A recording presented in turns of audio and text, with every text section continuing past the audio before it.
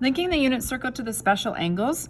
So we're going to look at our three special angles here, plus pi by 2, which we're a little more familiar with. So our pi by 2, if we were to label where multiples of pi by 2 are on here, we would start with 0. You always start on initial side, we would go up. Remember, pi by 2 is 90 degrees, but this is where pi by 2 would be. Half your circle is pi. 1.5 we write as 3 pi by 2, and 1 full revolution is 2 pi. What we're going to do now is we're going to look at pi by 4. So I often use 0 as my starting point. Well, I have to use 0 as my starting point, but I use 0 as a reference point along with pi. And if it's pi by 4, I'm going to divide, that means 1/4, or I'm taking pi divided by 4. So I'm going to divide this into 4 equal segments here. So then I'm just going to count 1 pi by 4, 2 pi by 4, which reduces to pi by 2, 3 pi by 4, and 4 pi by 4, which reduces to pi. So I want to circle the ones that are reduced just so I know which was my final answer.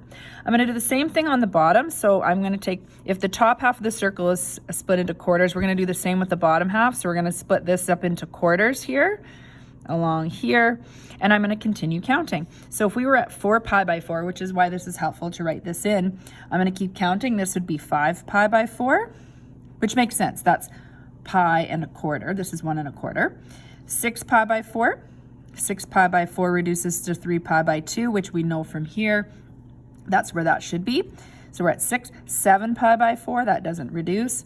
And 8 pi by 4, which reduces to 2 pi. So at that last part, it helps you count and realize that you're at the 8 pi by 4 is reduced to 2 pi. It's kind of a counting.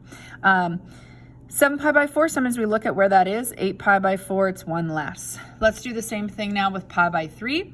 So for pi by 3, I'm going to have my 0 and my pi, and I'm going to divide this into thirds. So this would be approximately, sometimes it's easier to see all the way from the origin, about there. So I have 1, 2, 3 segments. So this is not one of the segments. 60 is not divisible by 90, so that's why you're not going to have that line there. So I'm going to count, this would be 0, this would be pi by 3, 2 pi by 3, 3 pi by 3, which of course reduces to pi. I'm going to do the same thing here and split this into thirds. In fact, if this just kind of extends down, so at 3 pi by 3 we have 4 pi by 3, 5 pi by 3, 6 pi by 3, which is equal to 2 pi. So again, I like to write that one in so that I kind of count properly. Same idea with pi by 6, except now I'm going to split it into 1/6. So this is where 0 is, this is where pi. So I want to divide this into 6. I find it easier to put 3 here and 3 here. So I'm just kind of going to sort of estimate there. And like so. So let's just count. So I have 1, 2, 3, 4, 5, 6 segments. So I'm going to count by 6s. Pi by 6, 2 pi by 6, that reduces to pi by 3, which makes sense. Those are in the same place. So 2 pi by 6, 3 pi by 6 reduces to pi by 2, which is where pi by 2 should be. 4 pi by 6, which is reduced to 2 pi by 3. 5 pi by 6, and 6 pi by 6, which reduces to pi. So I should circle this one here. So you'll notice that pi by 3 and 2 pi by 3 appear here. That's because 30 is divisible or goes into 60 evenly, so that'll help us. So we're going to do the same thing down here. We're going to divide this up into our 6 segments. And we're going to keep counting. 6 pi by 6, so this would be 7 pi by 6, which makes sense. 1 1/6. 8 pi by 6, which reduces to 4 pi by 3.